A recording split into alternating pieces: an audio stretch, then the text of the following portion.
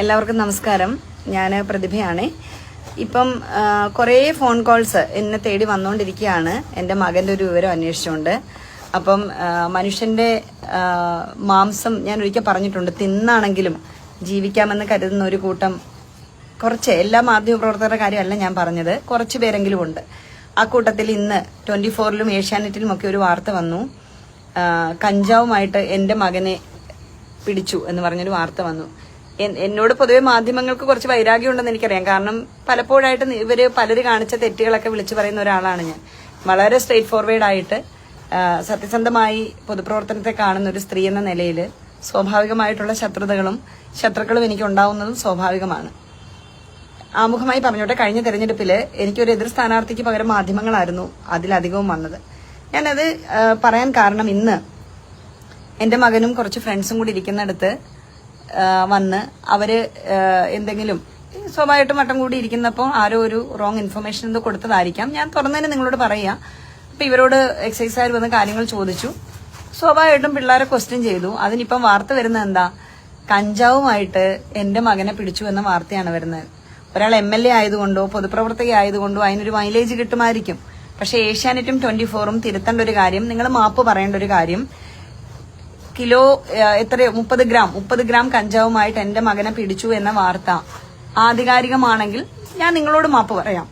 അവന്റെ കയ്യിൽ 30 ഗ്രാം കഞ്ചാവുമായിട്ടാണ് അവനെ പിടിച്ചതെങ്കിൽ ഞാൻ നിങ്ങളോട് മാപ്പ് പറയാം. നേരെ തിരിച്ച് അതല്ല, നിങ്ങൾ തെറ്റായിട്ട് ഈ വാർത്ത കൊടുത്തെങ്കിൽ നിങ്ങൾ പരസ്യമായി മാപ്പ് പറയുകയും തുടർന്ന് നിയമ നടപടികളും കാര്യങ്ങളും ഞാൻ ചെയ്തോളാം. ഞാൻ എന്തായാലും നിയമ നടപടികളുമായിട്ട് മുന്നോട്ട് പോകും. കാരണം അത്രയധികം ആക്ഷേപിക്കുന്ന തരത്തിൽ എന്നെ സ്നേഹിക്കുന്ന, എന്റെ ചുറ്റും നിൽക്കുന്ന ഒരുപാട് പേരെ വേദനിപ്പിച്ചൊരു വാർത്തയായത്.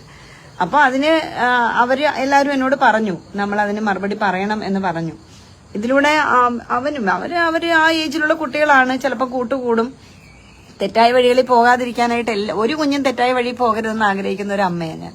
അപ്പൊ എന്റെ മകൻ പോകരുത് എന്ന് മാത്രം പറയാനേ എനിക്ക് പറ്റുള്ളൂ. ആ വഴി തേടുന്നതും പോകാതിരിക്കേണ്ടതും ഒക്കെ അവരുടെ ചുമതലയാണ്. കാരണം എല്ലാ മനുഷ്യരെയും പോലെ തന്നെയാണ്.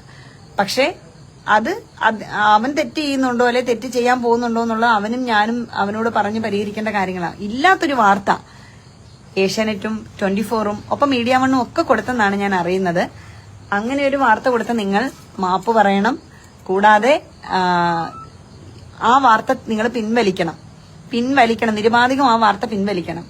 മനുഷ്യന്റെ മാംസം കൊത്തിക്കീറി തിന്നുന്നതിനൊക്കെ നല്ല സുഖമായിരിക്കും അല്ലെ മാധ്യമങ്ങളെ, ചിലർക്കെങ്കിലും.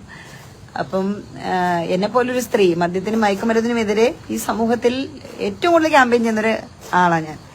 അപ്പൊ ഒരിക്കലും അത്തരത്തിലൊരു വാർത്ത വരുമ്പോൾ നിങ്ങൾ ആലോചിക്കണം. അത്രയും ക്യാമ്പയിൻ ഇതിലേക്ക് വിളിച്ചോ നീ? അമ്മയുടെ ഫോൺ, സോറി, എനിക്കൊരു കോൾ വന്ന. ഈ സമൂഹത്തിലെ ഒരു തെറ്റിന് നേരെ ഫൈറ്റ് ചെയ്യുന്നൊരു സ്ത്രീയായ എന്റെ മകനെ തന്നെ ആ ഒരു വാർത്ത കൊടുക്കുമ്പം അതിലൊരു ചേതോ വികാരവും സുഖവും നിങ്ങൾ അനുഭവിക്കുന്നൊക്കെ എനിക്ക് മനസ്സിലാവുന്നുണ്ട്. പക്ഷേ നമ്പിനാരായണൻ സാറ് പറഞ്ഞ വാക്കുകൾ കടമെടുക്കുകയാണ്. ഞാനത് വീണ്ടും പറഞ്ഞു കഴിഞ്ഞാൽ ചിലപ്പം ഒരുപാട് നല്ല മാധ്യമ സുഹൃത്തുക്കൾ എനിക്കുണ്ടല്ലോ, അപ്പൊ അവർക്കൊക്കെ വേദനയാകും. നല്ലവര് പലരും എന്നെ നേരിട്ട് വിളിച്ച് ചോദിച്ചിട്ട് ഈ വാർത്ത ഇടാൻ ശ്രമിച്ചവരുണ്ട്. റിപ്പോർട്ടർ ചാനലിൽ നിന്നൊക്കെ എന്നെ വിളിച്ചു. ആ ഒരു മര്യാദ അവർ കാണിച്ചു. റിപ്പോർട്ടറിൽ നിന്ന് അതിന്റെ റിപ്പോർട്ടർ എന്നെ വിളിച്ചിട്ട് ഇങ്ങനെ ഒരു വാർത്ത കാണുന്നുണ്ടല്ലോ എന്ന് പറഞ്ഞു. അപ്പൊ ഞാൻ പറഞ്ഞത് സ്വാഭാവികമായിട്ടും മാംസദാഹികളായിട്ടുള്ള, രക്തദാഹികളായിട്ടുള്ള ആരെങ്കിലും ഇട്ടതായിരിക്കും എന്ന് ഞാൻ പറഞ്ഞിട്ടുണ്ട്. അതായത് 30 ഗ്രാം കഞ്ചാവുമായി ഒരാളെ പിടിച്ചു എന്ന് പറയുമ്പോൾ അത് എഴുതുകയാണ്. MLAയുടെ മകൻ പ്രതിഭ MLAയുടെ മകൻ എഴുതുകയാണ്.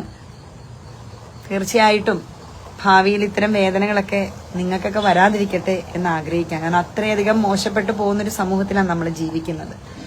ഈ എഴുതിയവരുടെ തലമുറയ്ക്കും ഒന്നും അങ്ങനെ ഒരു അപകടം വരരുതെന്ന് മാത്രമേ ഞാൻ ആഗ്രഹിക്കുന്നുള്ളൂ. കാരണം അത്രയ്ക്കും നൊന്ത മനസ്സുമായിട്ടാണ് ഞാൻ ഈ ലൈവിൽ വന്നിരിക്കുന്നത്. എന്റെ മകൻ ഇപ്പൊ എന്റെ കൂടെയുണ്ട്. മകനെ കൂടി ഞാൻ കാണിക്കാം. അവനും നല്ല വിഷമമായിട്ടുണ്ട്.